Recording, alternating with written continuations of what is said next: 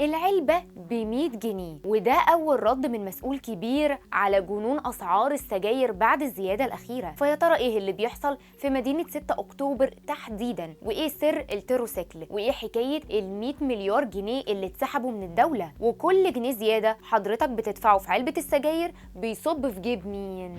فجأة الناس مش لاقية سجاير، وعشان تاخد لك علبة ولا 2 محتاج توصل من قبلها. ما تقولش بتدور على الدولار، وانزل دلوقتي على أي كشك هتلاقيه وقول له عاوز سجاير. مش هيطلعها كده بالساهل، ولو طلعها اعمل حسابك تدفع من 28 ل 35 جنيه فرق في سعر العلبة حسب جريدة فيتو. وده كمان في السجاير الشعبية زي مثلا كيلوباترا وبوكس، ويوم ما تاخدها بالرخيص ممكن كده تدفع لك 7 جنيه فرق عن العلبة. طيب فين بقى الحكومة؟ هاني أمان الرئيس التنفيذي لشركة الشرقية للدخان وصاحبة الحصة الأكبر من تورتة السجاير في مصر أكدها مرة واثنين وثلاثة. جشع التجار السبب، لأنهم بيخزنوا السجاير عشان يرفعوا سعرها، ولو ده حصل في سلعة تانية يقولك الدنيا غليت وخفضوا الأسعار. بس كمان المستهلكين اللي زي حضرتك كده ليهم يد في الموضوع ده. قبل ما تستعجل وتقول ازاي هنوضحها لك ببساطة كده. الناس لما تعرف ان في سلعة سعرها هيزيد فورا بيجروا يشتروها ويضغطوا على السوق، وده بيزود المشكلة اكتر. فالحل هنا ايه؟ هو ان كل واحد ياخد اللي محتاجه وبس.